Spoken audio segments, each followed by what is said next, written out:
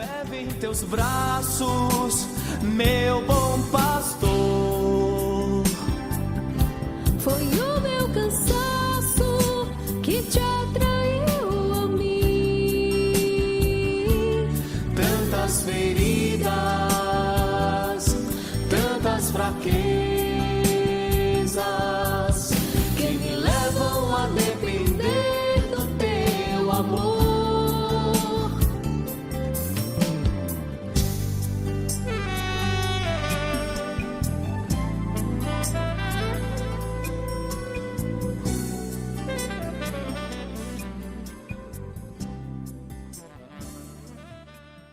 O Senhor esteja convosco. Proclamação do Evangelho de Jesus Cristo segundo João. Glória a vós, Senhor.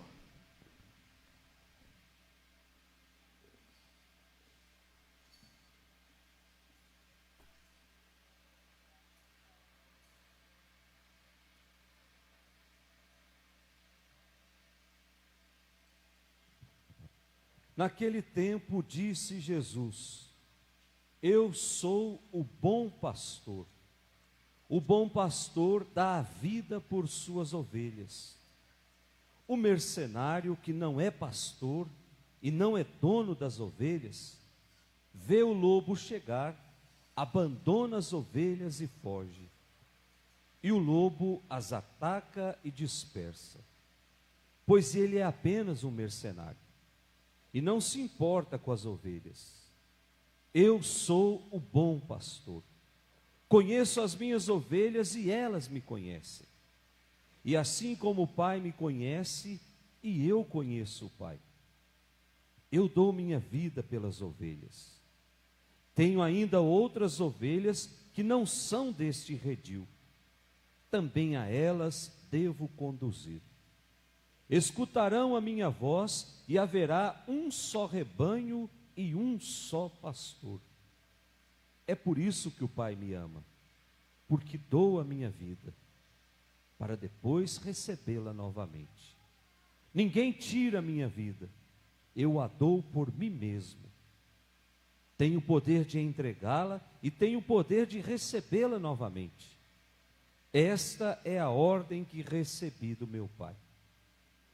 Palavra da salvação.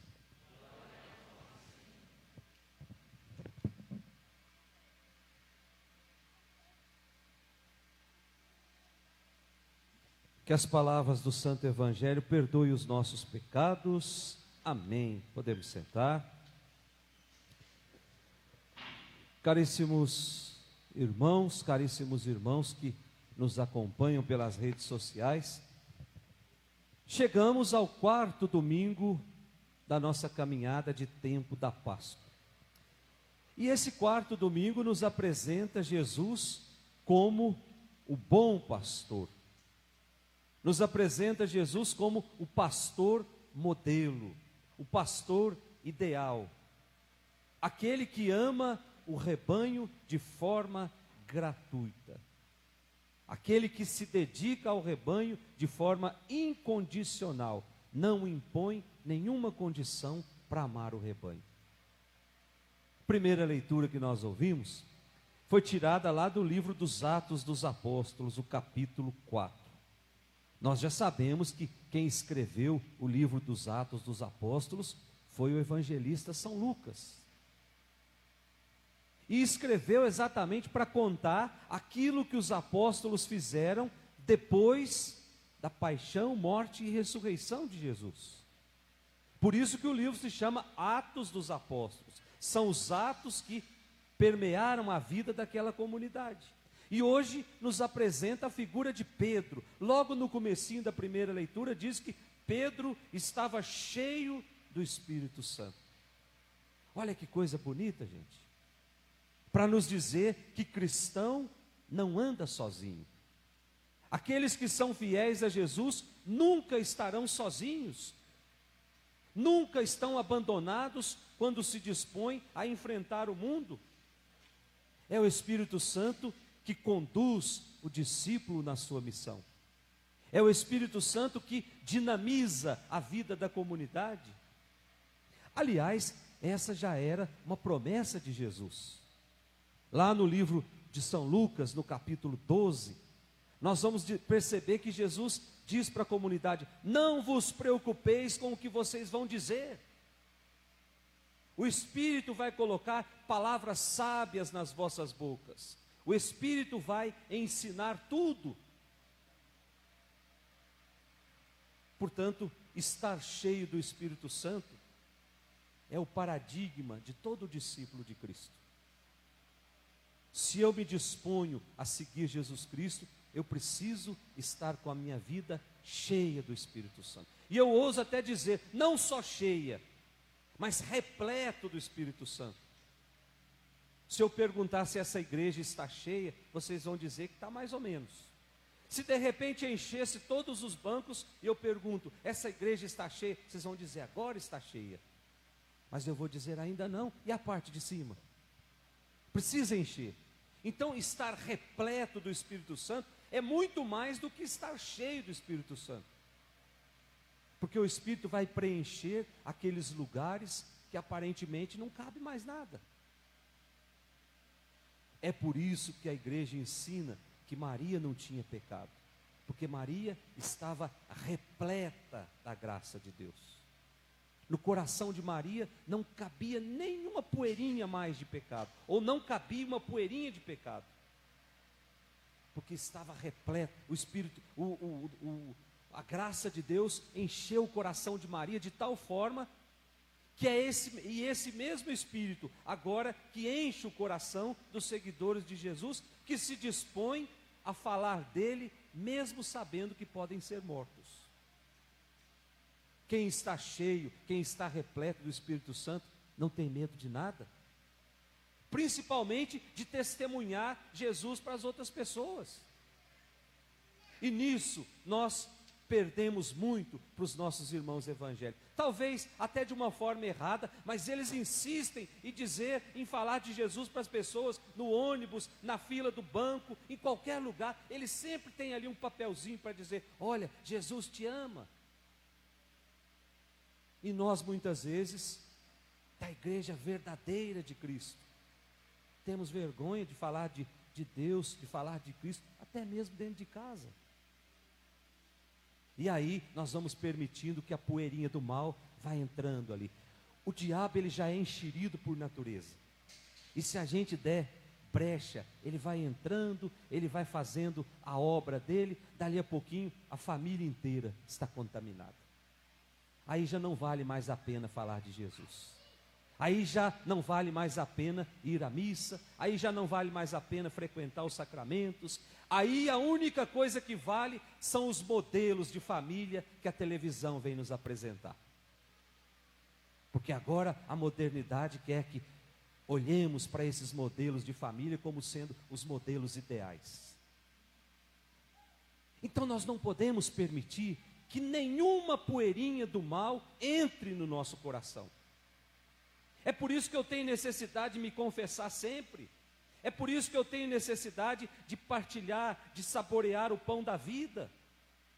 É por isso que eu tenho necessidade de vivência em comunidade. É ali que nós vamos limpar essas poeirinhas do mal que insistem em entrar na nossa vida. Por isso nós precisamos estar cheios, nós precisamos estar repletos do Espírito Santo. E é com essa autoridade de estar cheio do Espírito Santo que Pedro vai comparar a insensatez dos dirigentes do povo à cegueira de um construtor que resolveu rejeitar a pedra que ia sustentar a sua construção. E essa pedra foi aproveitada por outro construtor como pedra principal. Versículo 11 da nossa primeira leitura. Para dizer que Jesus é essa pedra base desse projeto de Deus. Jesus é essa pedra que depois vão chamar de pedra angular.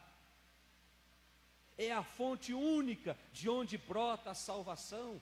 Jesus é o único canal através do qual a salvação de Deus vem bater no nosso coração. Ou seja, se quiser ir para o céu, nós não temos outro caminho senão passar por Jesus.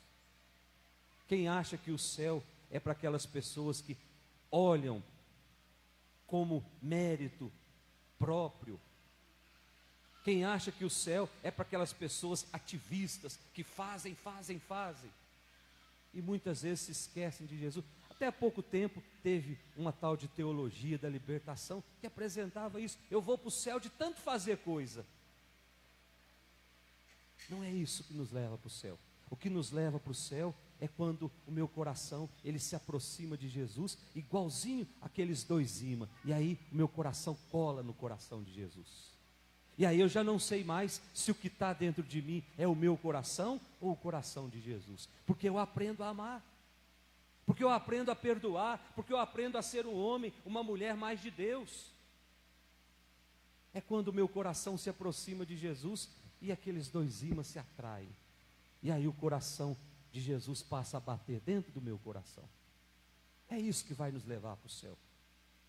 Não é o tanto de pastoral que eu participo, não é quantas vezes eu vim à missa ao longo da minha vida, mas quantas vezes eu deixei o meu coração ser transformado pelo coração de Jesus. Pedro foi dar testemunho de Jesus diante de um ambiente hostil, onde se debochavam de Cristo, onde se debochavam dos seguidores de Jesus, igualzinho no mundo de hoje.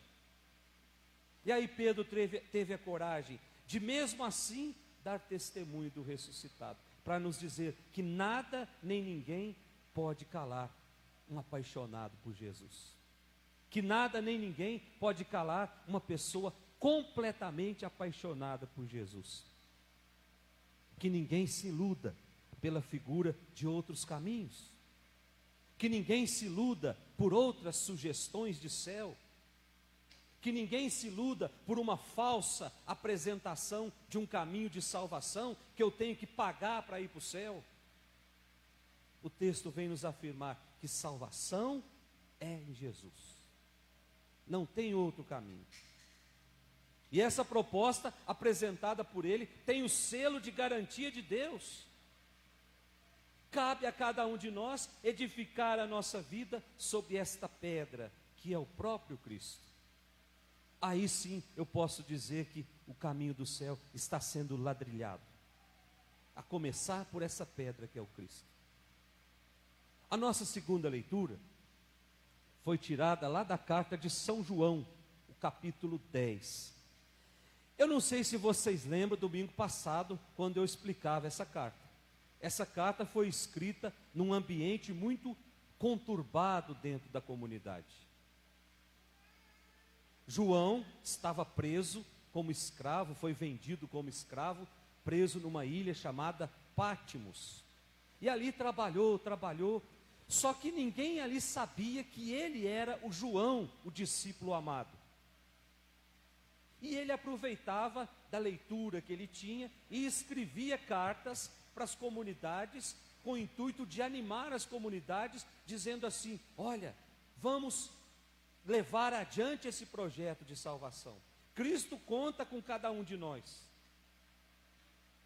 Só que de repente começou a aparecer dentro das comunidades fundadas por João, aquela meia dúzia de encardido que acha que, então se não tem Jesus, vamos seguir do nosso jeito. E começaram a dizer: eu acho que essas cartas não foram escritas por João. João deve estar morto há muito tempo. Então essas cartas são escritas por uma pessoa que está se passando por João. E aí começou toda aquela confusão dentro da comunidade. É aquele movimento, gnosticismo, e depois o pós-gnosticismo.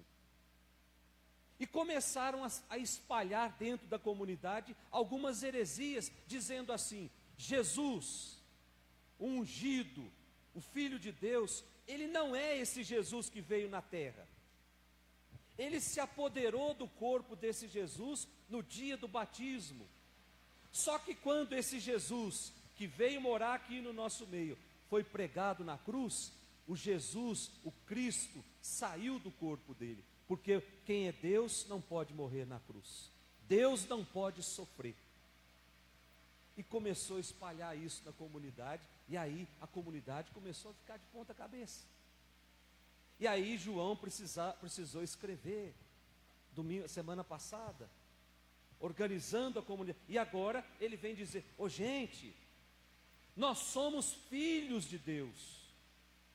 Deus nos fez filhos, então nós precisamos viver de forma coerente com essa filiação. Nós somos filhos pelo grande amor de Deus, e essa condição de sermos filhos de Deus deve nos impulsionar para fazer as obras de Deus. É por isso que muitas vezes o mundo vai nos ignorar, é por isso que muitas vezes o mundo vai nos perseguir, vai recusar essa proposta de vida, mas, diz o texto, isso não é nada surpreendente, porque fizeram isso com Jesus também. O mundo não quis conhecer Jesus, não quis porque não quis, porque o Pai se revelou em Jesus, diz São João. Por isso que nós somos filhos amados. E aí a gente olha o Evangelho de hoje, o capítulo 10 do Evangelho de São João, que fala da figura do bom pastor. Jesus vem se apresentar como sendo o bom pastor. Mas afinal de contas, onde é que João arrumou essa figura de pastor? Aí a gente precisa olhar lá no Antigo Testamento, no profeta Ezequiel, capítulo 34. O profeta Ezequiel identifica aquelas pessoas que governam o povo como sendo pastores, só que governam de forma errada. Então Ezequiel vem dizer: são maus pastores, porque não conduz o rebanho para a vida, ao contrário, conduz o rebanho para a morte, conduz o rebanho por interesse pessoal, conduz o rebanho para a desgraça. Então o profeta diz: agora Deus se cansou de tudo isso, o próprio Deus vai assumir a condução do seu povo, e Deus vai escolher uma pessoa para colocar na frente do seu povo. Essa pessoa será ungida por Deus, essa pessoa será o Messias, essa pessoa será o bom pastor. Gente, o profeta Ezequiel escreveu 560 anos antes de Cristo. Portanto, naquela época, o povo já sofria com os maus pastores, e essa promessa anunciada pelo profeta, ela se cumpre em Jesus. É por isso que o Evangelho de hoje, Jesus vem dizer: eu sou o bom pastor. Mas antes de Jesus dizer que ele era o bom pastor, ele já havia arrumado uma grande confusão com os líderes religiosos. Lá no Evangelho de São João, no capítulo 9, ele chama os líderes de ladrões, de assaltantes, que conduzem o povo por interesse pessoal, ao invés de libertar o povo, conduz o povo cada vez mais para a escravidão. Não é isso que acontece hoje, gente? Quantas igrejas escravizam os seus seguidores, com compra de amuletos, com compra de toalhinha da sorte, com compra de meia da prosperidade, com compra de tijolinho. E isso vai gerando uma escravidão na pessoa, e ela não consegue se libertar mais. E São Paulo vem dizer: foi para a liberdade que Cristo nos libertou. Não faz sentido um escravo experimentar a liberdade e depois querer ser escravo de novo. Nós éramos escravos do pecado, Cristo nos libertou. Não faz sentido agora eu querer que alguém venha me colocar algemas de novo.